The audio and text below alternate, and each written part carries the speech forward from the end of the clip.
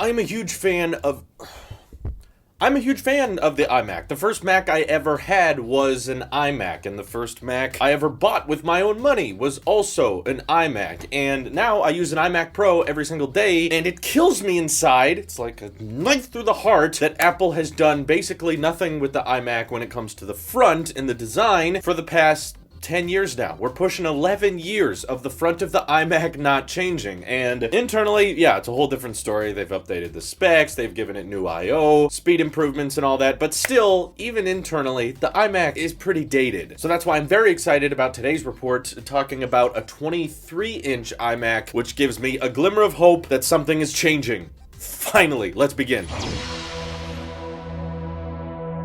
So I think the iMac line is underappreciated and underloved because for a lot of people, it's actually a decent value. Now, no, I'm not referring to the 1080p iMac or the iMacs that still ship with standard spinning hard drives. Those are incredibly dated. I agree. They need to go. So much of this lineup is dated. In fact, Apple has done basically nothing with the iMac Pro ever since initially launching it way back in 2017. So later this year, we're going to hit the 3-year mark with the iMac Pro basically getting no changes at all. Now, the iMacs were refreshed in March of 2019, which of course is over a year ago now, and it was pretty much just a spec boost. They got some new CPUs, they got some new GPU options, and that for a lot of people has made them better performing for the price than the iMac Pro was, which is why a lot of people have kind of settled with the 27-inch 5K iMacs, which do have great displays other than the big jonk fat chin at the bottom and the thick bezels all the way around the edges that are about as thick as an entire Apple Watch. And I think this lineup is in desperate need of being revamped to what the iMac is meant to be. It's supposed to be kind of that all-in-one desktop experience that Apple has been perfecting ever since, many, many decades ago. The home PC that sits on your desk. No, this isn't something we have to worry that much about battery performance or the wattage of the USB-C charge connector and everything. This is a machine that ages a lot better than a MacBook because you don't have a battery to degrade over time and get worse. And it's not mobile, so there's less things being shooken around, and durability also is not a main concern because you know that for the life of this thing, it's mostly going to be on a desk. That typically allows you to get really, really good performance per dollar compared to a MacBook, and I feel like the only big compromise other than those cheap,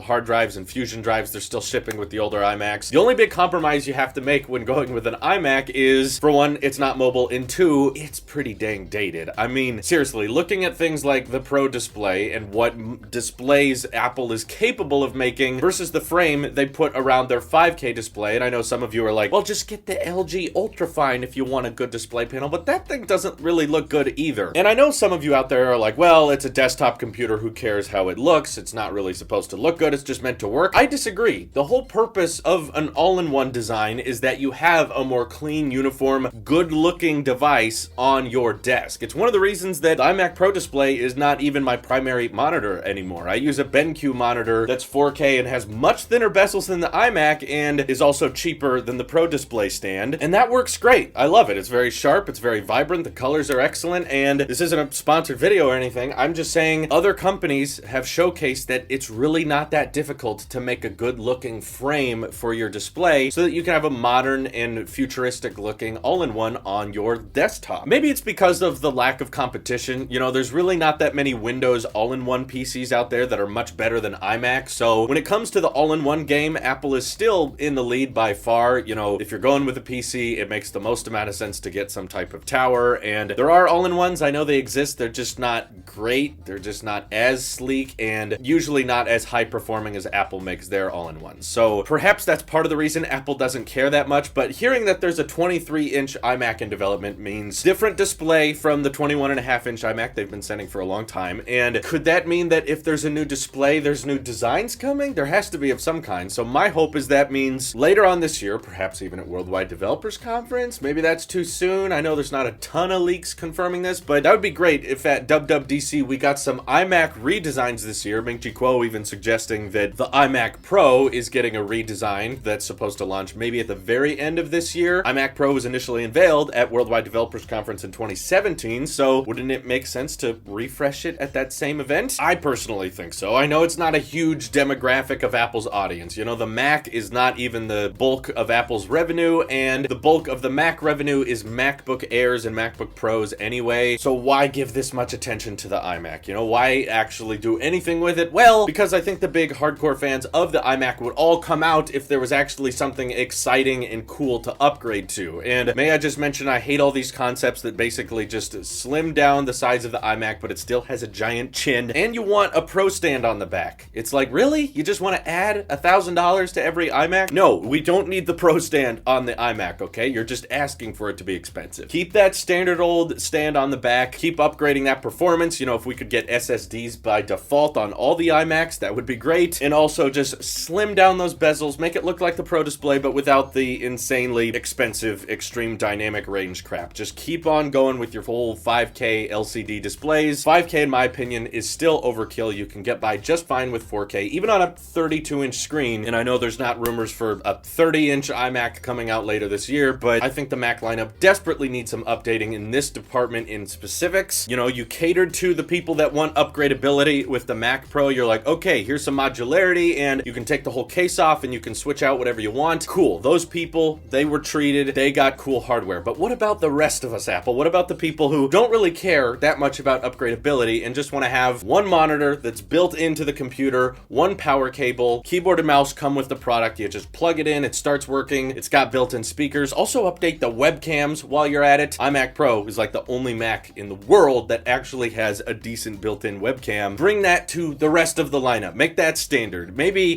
just make the iMac Pro, the Pro Display XDR with a computer built into it. That can be for the pros, but for everybody else who doesn't want to spend $10,000 on a computer, you can refresh and update the traditional 27-inch and 21.5-inch iMacs. Because again, it's crazy that the last time the iMac got a facelift, the Apple Watch didn't even exist, and neither did AirPods or the iPad. That whole life of the iPad, look at the first one and look at the latest one. That's how much time there's been since the iMac got anything changed on the front other than, you know, the space gray option in 2017. So please, Apple, I know I've made videos like this before, but when I repeat myself, it's to get my point across. Update the iMacs. Do something with them, especially when it comes to the front. Even if you don't have to change much of the specs, they need a refresh. It's long overdue. Let me know what you guys would like to see in next generation iMac redesigns by hitting me up over on Twitter. Join my Discord. We can chat more about it there. This is your Apple Shape here, and make the iMac great again. That's not a political oh no. Okay, I'll see you in the next one.